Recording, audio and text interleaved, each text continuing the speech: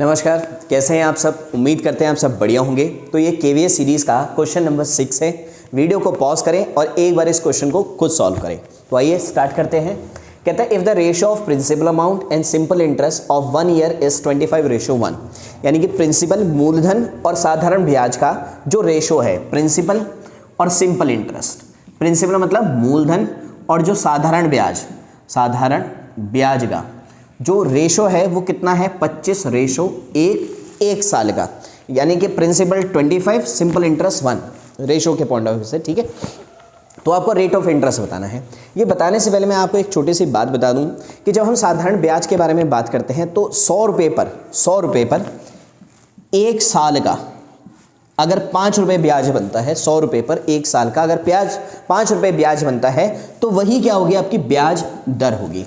15 बनेगा तो 15 हो जाएगी, 215 बनेगा तो 215 हो जाएगी। 100 रुपये पर अगर मैं कहूँगा एक साल का ब्याज 7 रुपये है तो ब्याज दर कितनी हो जाएगी, 7%।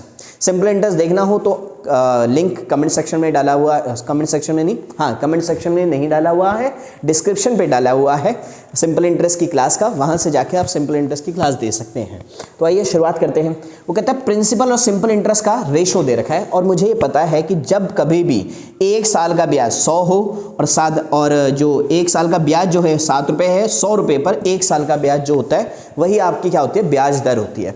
तो बस अब मुझे प्रिंसिपल को 100 बनाना है। 100 बनाने के लिए किससे गुना करना पड़ेगा, तो आपने कहा 4 से, 25 चौके 100, तो 100 यहाँ बन गया, 4 से यहाँ से भी गुना करना पड़ेगा, है ना।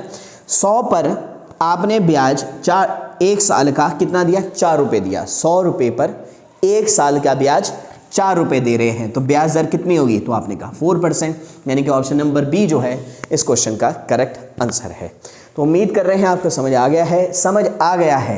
तो अगर ये रेशो 20:1 हो जाए तो अब इसका आंसर आप मुझे कमेंट सेक्शन में करें। आज की क्लास में इतना ही, मिलता हूँ मैं आपको नेक्स्ट क्लास में, तब तक के लिए नमस्कार।